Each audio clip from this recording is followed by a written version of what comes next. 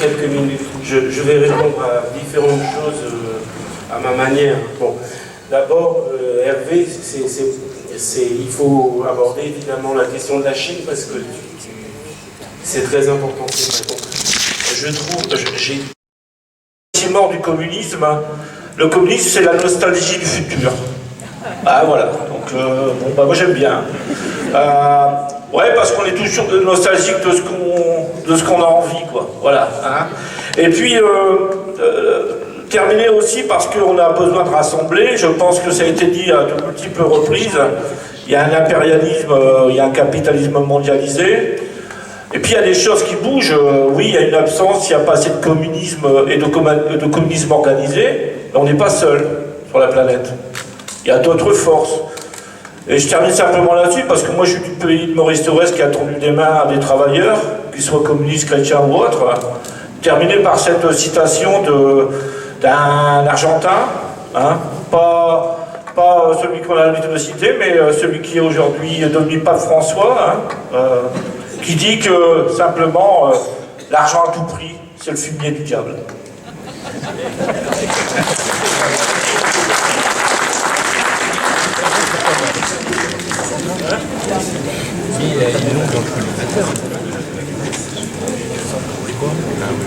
Ouais, vas-y, Jean Salem. Salvador. Alors, Jean Salem, vas-y, Jean. Bon, alors 3 mots, comme tout le monde, en essayant de ne pas être trop long. Tout d'abord, 3 mots qui seront démocratie, on va dire philosophie, culture et guerre. Démocratie, je crois que s'il y a évidemment un combat mais élémentaire, basique de chez basique à mener à ce sujet, Domenico Lo Surdo, déjà cité tout à l'heure, par moi, j'ai un petit fascicule qui s'appelle La Révolution d'Octobre et la démocratie dans le monde, publié évidemment chez Delga, en français, explique qu'on vit tout de même, surtout ceux qui ont mon âge depuis 35 ans, sous le régime qui a un rapport avec l'effet du matraquage qu'on connaît. Mademoiselle Démocratie était parée de toutes les vertus au début du XXe siècle, sont venus deux méchants, grossiers personnages, le communisme et le nazisme. Elle s'en est débarrassée dans l'ordre inverse, et enfin la voici réconciliée avec Monsieur Marché, le Marché, pas Georges, et pouvant filer un amour parfait, maintenant que ces deux monstres de négation de la démocratie ont été rayés de la carte. Et il rappelle très vite, à juste titre tout de même, non pas les petits faits qui concernent l'armée française en Indochine ou en Algérie que j'évoquais tout à l'heure, il rappelle les lynchages des Noirs accusés de viol, c'est-à-dire en général de relations sexuelles avec une femme blanche aux États-Unis, avec, pour assister au lynchage, les enfants des écoles qui pouvaient avoir une journée de libre, le spectacle pouvant inclure castration, écorchement, bûcher, pendaison, fusillade. On ramassait les souvenirs de l'événement, entre guillemets, des dents, des organes génitaux. Il faut tout de même, sans se complaire, comme a fait Glucksmann pendant 30 ans, dans l'horreur, dans les images de sang, enfin, les machins glauques et nauséabonds, il faut quand même qu'on remette un peu les pendules à l'heure. Qu'est-ce que c'est que leur démocratie? Si on faisait un livre noir de leur démocratie, ça serait assez difficile à supporter. Deuxièmement,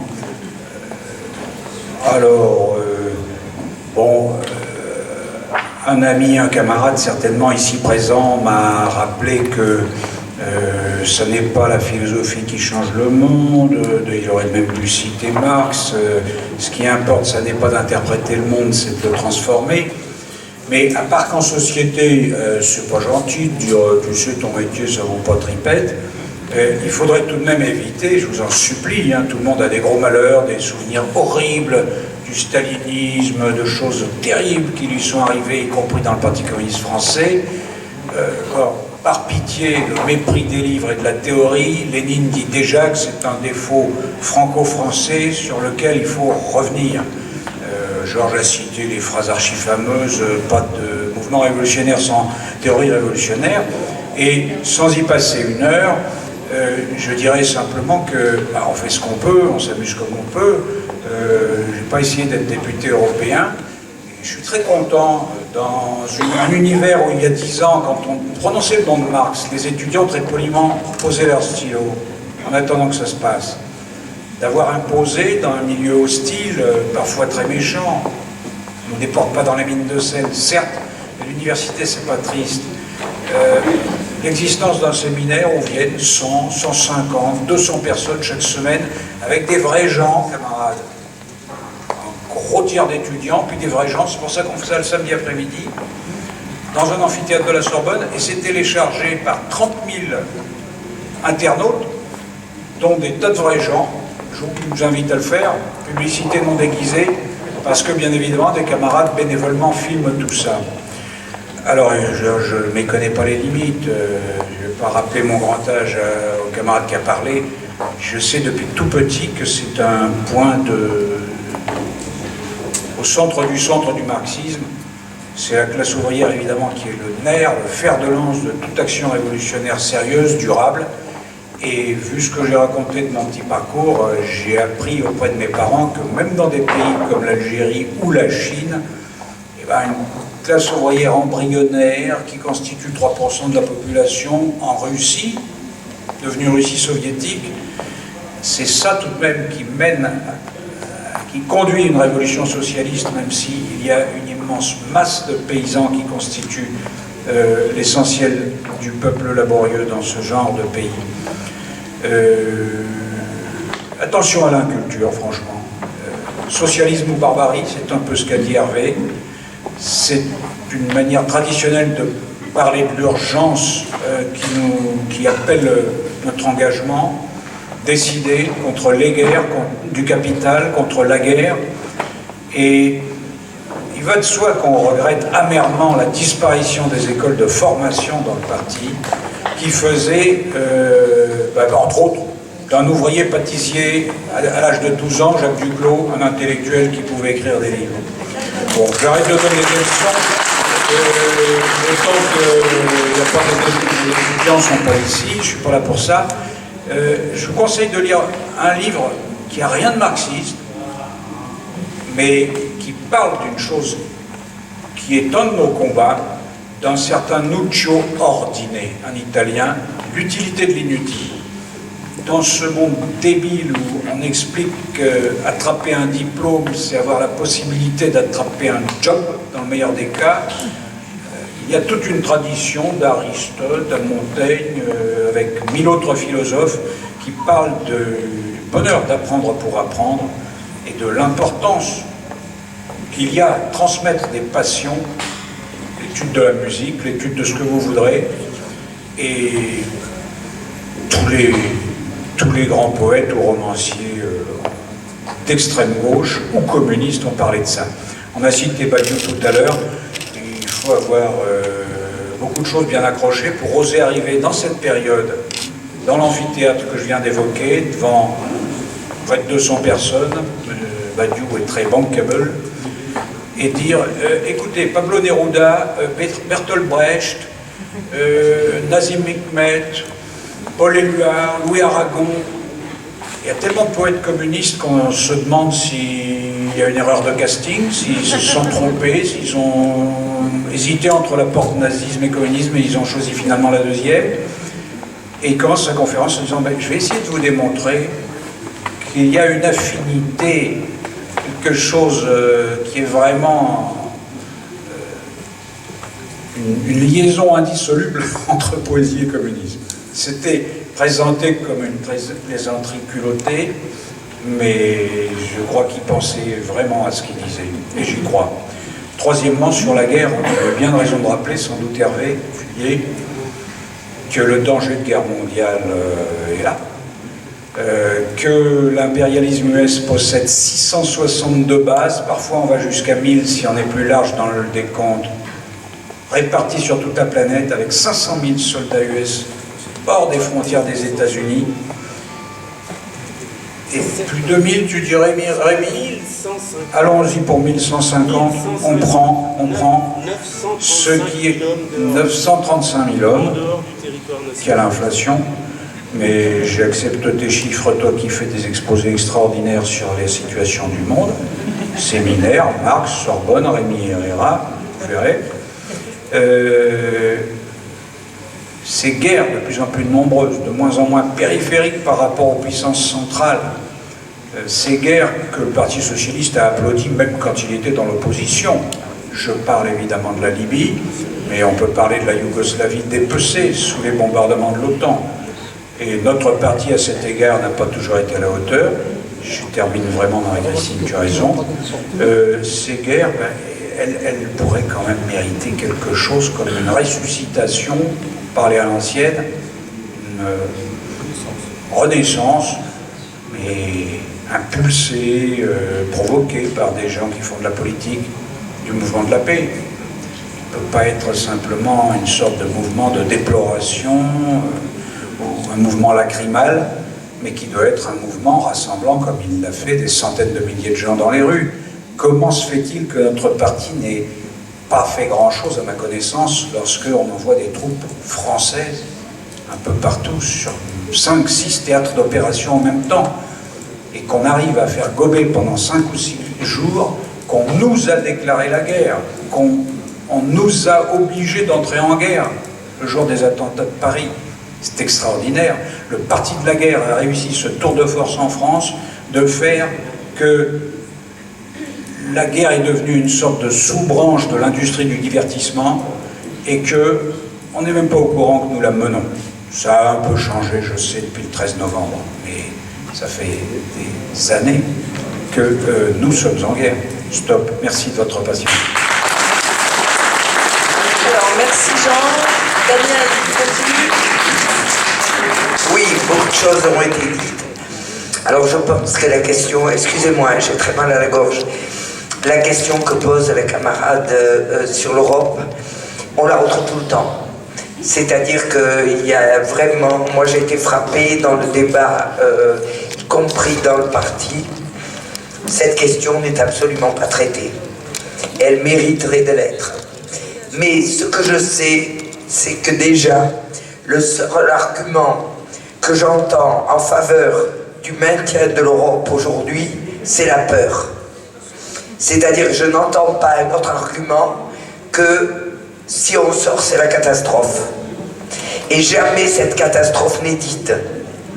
En revanche, est complètement occulté, ne serait-ce qu'un simple détail qui préside à la création de la monnaie euro, c'est-à-dire le fait que l'Allemagne se retrouve avec une monnaie qui sous-évalue le Deutschmark, alors que la France se retrouve avec une monnaie, comme des autres pays du Sud, qui surévalue, c'est-à-dire que ça ne peut que faire avancer. Et si vous voulez, la situation, ça ne peut que dégrader la situation. Donc nous sommes devant rien que ce fait-là. L'autre fait que je vous pose, c'est que si la France sort, c'est pas le Brexit, si la France sort, il n'y a plus d'euros. C'est fini, la question est réglée. Donc vous avez là-dedans beaucoup de choses qui mériteraient au moins d'être éclairées. Et je pense il faut reprendre les textes sur Maastricht. Moi je me rappelle avoir mené la campagne pour Maastricht, c'était remarquable. Et tout ce qui était annoncé était prévu. Deuxièmement, je suis tout à fait d'accord, et je ne rentrerai pas là-dedans, ce serait trop long, avec la question du camarade sur la Chine. Et je crois qu'il y a bien des choses encore à dire sur la Chine. C'est vrai qu'il y a socialisme qui demeure. C'est vrai qu'il y a un socialisme d'un type socialisme marché, qui a la lutte anticorruption. Mais il y a un projet aussi. Ce projet qu'on appelle la route de la soie, ou un continent euro-asiatique, c'est le projet qui fait le plus peur à l'impérialisme américain. À partir du moment où ce projet s'est posé sur le continent européen, alors que c'était simplement un projet presque d'alliance, il y a eu l'OTAN, avec ce qu'il représente, parce que c'est pas simplement l'alliance avec les Américains, c'est la guerre. Et c'est la guerre qui n'est plus seulement la guerre à l'extérieur, guerre néocoloniale, mais c'est la guerre en Europe même. Ce qui apparaît avec l'affaire de l'Ukraine, c'est que le continent désormais est devenu le lieu de la guerre. Et si vous voulez, on a pris quelques leçons ces derniers temps. Premièrement, on a pris la leçon de la Grèce. Si on n'est pas capable de poser la question de la sortie, eh bien, toute lutte devient inutile. C'est comme ça que je vois l'affaire Tsipras. On a appris que désormais le niveau de la concurrence intermonopoliste ne se contentait plus d'aller sur les terrains arabes, Moyen-Orient, tiers-monde, mais qu'on rentrait en Europe et que c'était l'affrontement direct avec la puissance nucléaire que représente la Russie. Donc nous sommes dans une nouvelle période et c'est ça qu'il faut regarder. Et dernièrement, je voudrais terminer pour reprendre un peu nos combats d'intellectuels. Moi maintenant, je n'ai plus aucun problème à l'égard du rapport avec la classe ouvrière. Je vais vous dire pourquoi. Premièrement, parce que je ne rêve que d'une chose, c'est que la classe ouvrière devienne suffisamment mature pour me foutre la paix et prendre le pouvoir. Et me laisser moi tranquille faire ce qui me plaît. Je ne suis pas du tout une espèce... Je n'ai jamais eu envie de faire de la politique, ça m'enquiquine, préparer les congrès, faire des trucs comme ça, c'est hors de mes centres d'intérêt. Par contre, il y a des trucs qui me plaisent, l'étude des textes, l'étude des représentations, travailler. Bon, mais ce que j'ai découvert, c'est que quand la classe ouvrière fait défaut, il s'avère qu'il y a quelquefois des intellectuels qui mènent le combat, souvent dans la solitude la plus absolue, et ils en prennent plein la gueule, parce qu'ils en prennent plein la gueule non seulement de la part de la bourgeoisie qui leur refuse tout droit à la parole, ça on en a l'habitude, mais désormais de la part des communistes eux-mêmes qui ne les trouvent pas assez chatoyants pour leur plaire, et ils ont besoin de communistes, ils ont besoin d'intellectuels qui sont devenus des médiacrates et des gens qui passent sur les radios de télévision et tout. Alors quand la classe ouvrière me fera le plaisir de me foutre la paix et de prendre le pouvoir, je lui dirai bravo, j'attendais que ça.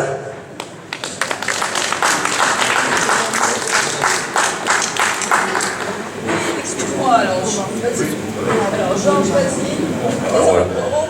Oui, bon, donc toujours, je n'ai pas changé d'identité, voyez-vous. Hein, ça serait pas le lieu, je pense. Donc toujours Georges Gastaud, PRCF, philosophe, tout ce que vous voudrez. Oui, donc très rapidement pour ma part, d'abord une question qui a été évoquée, c'est celle de l'internationalisme, du patriotisme, donc de leur lien. Si on analyse les choses en termes de classe, il n'y a pas d'opposition. Si c'est le patriotisme populaire, ça va très bien avec l'internationalisme prolétarien et ça s'oppose à la fois au nationalisme réactionnaire, raciste, etc., et au cosmopolitisme, au mondialisme, au supranationalisme européen et compagnie, quoi. Il faut voir les choses en termes de classe, et non pas dire patriotisme d'un côté ou internationalisme de l'autre. Si par exemple la France disparaissait de la carte du monde, et c'est possible, lisez le manifeste du MEDEF qui s'intitule « Besoin d'air », vous verrez que la destruction totale de la nation est en cours et que c'est un programme politique de leur part, ce serait une défaite pour le mouvement progressiste mondial. Parce que tout à l'heure, il a très bien été dit qu'après avoir dégagé la révolution d'octobre, eh bien, le programme de la réaction, c'est de continuer et de liquider également, d'ailleurs, pas seulement la Révolution française, mais vous avez déjà vu ce qu'ils ont fait à la Grèce, mère des Lumières. Alors, la Grèce, Cuba, la France et l'Union soviétique, avec des, comment dirais-je, évidemment des mérites très différents au niveau de l'histoire mondiale, c'est quand même un vrai problème qui ne se pose pas qu'aux Français. Défendons aussi notre pays, parce que s'il disparaissait, ça voudrait dire aussi que le drapeau de 1789 tomberait après le drapeau de 1917. La deuxième chose que je voudrais dire, surtout, c'est bon, la mémoire, effectivement, comme l'a évoqué tout à l'heure Hervé, effectivement, donc nous en sommes ici tous porteurs au PRCF Nous avons l'honneur d'avoir comme président quelqu'un comme Léon Landini qui a été torturé par les nazis, pas bien loin d'ici, puisqu'il s'est échappé du fort Montluc. Il est déjà venu ici à plusieurs reprises. Et nous avons aussi porté, avec d'autres camarades, les camarades de Vénissieux étaient présents, je crois, même j'en suis sûr, la commémoration de Stalingrad en 2013. 500 personnes réunies à Paris sous la grêle avec la présence de l'ambassadeur de Russie, de Cuba, du Venezuela, pas du Venezuela, excusez-moi, de Biélorussie, etc., etc. Bon, donc tout cela, tous ces combats-là sont ultra importants, non pas seulement pour le passé, mais pour l'avenir. Et puis la question la plus fondamentale, c'est la question effectivement que faire, hein. Je crois que c'est là-dessus qu'il faut quand même revenir très fortement. Nous avons une situation très intéressante quand même. D'une part, nous sommes tous là autour de la table dans notre diversité communo-communiste, si l'on peut dire, hein. Bon, nous sommes tous de couleurs différentes pourvu qu'elles soient rouges. Et donc effectivement, à partir de là, eh bien, il y a quelque chose que nous avons en main. Regardez le mouvement social, avec les jeunes qui bloquent les lycées, aujourd'hui on n'en a pas parlé, mais je trouve que c'est drôlement important et que, bon, ils ne sont pas tellement soutenus à ce niveau-là. C'est drôlement courageux tout de même, hein, avec la répression qui leur tombe dessus. Avec les Gouttières et compagnie, nous avons actuellement une montée du mouvement social avec une avant-garde sociale qui se remet en place. Ce que nous sommes en train d'essayer de reconstruire petit à petit, c'est effectivement une avant-garde. Une avant-garde politique qui doit faire sa jonction avec l'avant-garde sociale. Nous avons ici des idées au niveau de l'avant-garde politique sur, par exemple, la sortie de l'Union européenne, et par ailleurs, donc, le mouvement ouvrier, avec, par exemple, la chemise arrachée d'Air France, ou avec, effectivement, les luttes très radicales, effectivement, des Gouttières, montre le bout du nez à l'initiative de la classe ouvrière. Comment on fait pour que tout ça se rejoigne? Et notre apport dans cette affaire, eh bien notre rapport, c'est précisément les 4 sorties de l'euro, de l'Union européenne, de l'OTAN et, in fine, du capitalisme, c'est-à-dire, en définitive, le déroulement d'un processus révolutionnaire, avec une finalité. Des camarades ont posé la question sur quel programme. Bon, nous avons travaillé au PRCF à cette question, nous avons mis en place, après des mois et des mois de discussion, disons, un programme de transition révolutionnaire, mais bien entendu, il est à la disposition et soumis à la critique de tout un chacun. Et la question est ici, pour nous, dans l'immédiat, non pas tellement seulement de dérouler ce programme comme ça, mais effectivement de trouver comment faire pour que les deux avant-gardes se rejoignent. Nous avons tenté le 30 mai dernier, devant l'Assemblée nationale, c'était le 10e anniversaire du 29 mai 2005, donc de la Constitution européenne, et du nom à la Constitution européenne, de faire une manifestation. Ce n'est qu'un début, il faut élargir les choses. Puisque autour de la table, nous sommes tous ici pour la sortie de l'Union européenne par la gauche, par la porte à gauche, eh bien, pourquoi pas penser effectivement à refaire en plus grand ce genre de choses, pourquoi pas dans le Nord-Pas-de-Calais d'ailleurs, puisque au fond maintenant nous avons des convergences sur ce sujet, et que le Nord-Pas-de-Calais, pardon, les Hauts-de-France, hein, et puis bon, la Picardie derrière, le Nord-Pas-de-Calais et la Picardie ont été des régions, c'est pas un hasard, ce sont les régions les plus ouvrières de France, qui ont le plus voté non à Maastricht et qui ont le plus voté non à la Constitution européenne et qui ont effectivement donc ici des traditions solides de ce côté-là, dont nous pourrions aussi dérouler ce genre de choses, et ça aiderait les avant-gardes politiques et sociales à se retrouver. Au fond, on a parlé du Brexit. Alors moi j'ai envie de dire qu'il faut que nous les communistes on s'excite, et même qu'on se frexite, si l'on peut dire. C'est le Frexit que nous devons porter, le Frexit par la gauche, le Frexit par l'unité, disons, de tous les combattants, qui soient communistes, progressistes, des patriotes aussi républicains, pourvu qu'ils soient évidemment très clairs et très carrés par rapport au Front National et par rapport à tous les racismes avec lesquels il n'est évidemment pas question de pactiser. Et je finis, pour ne pas être trop long, parce que, bon, évidemment, on arrive au bout, je finis en disant, bon, tout à l'heure, Hervé a cité Shakespeare, et donc la mémoire est l'étincelle de l'esprit, si j'ai bien compris. Et bien moi je dirais, faisons en sorte surtout que l'esprit combatif qui est le nôtre soit la mémoire de l'étincelle. Bon.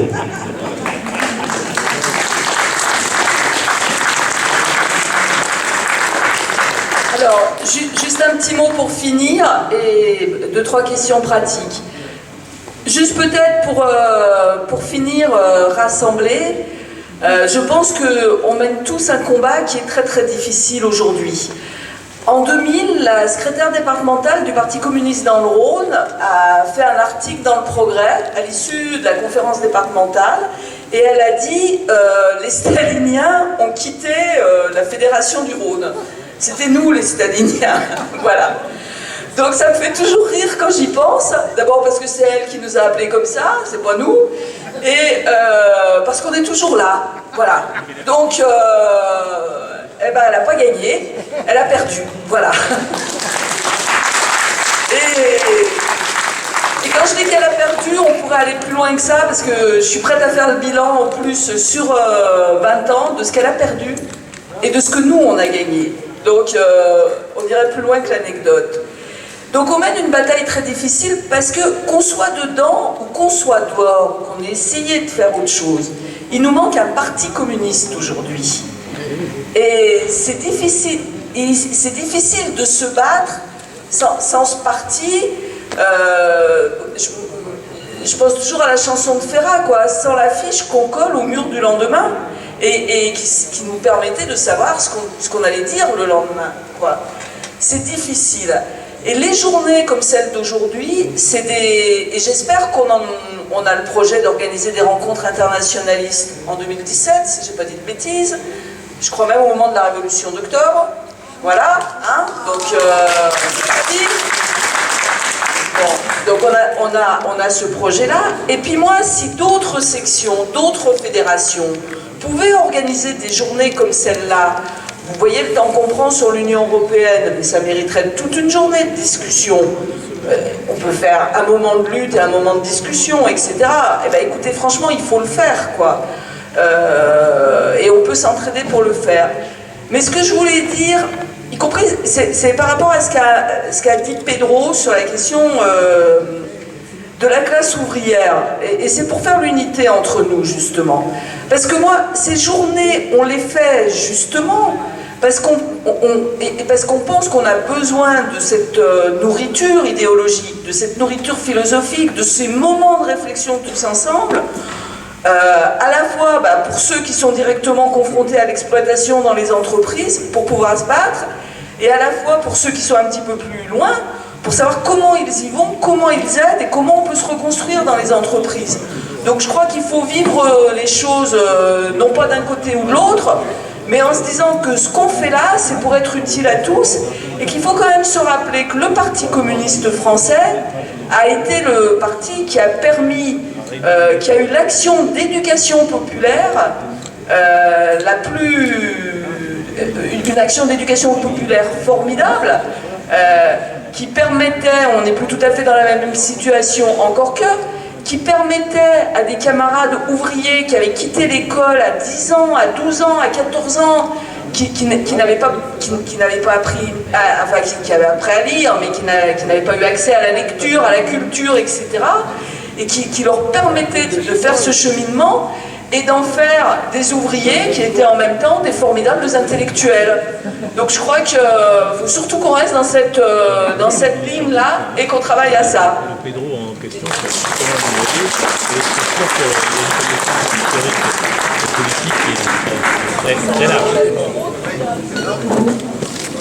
Tout simplement pour éclaircir un peu, je ne suis pas attaqué à la philosophie, tout simplement je voulais dire que le centre de l'activité communiste était vers la classe ouvrière, c'est tout.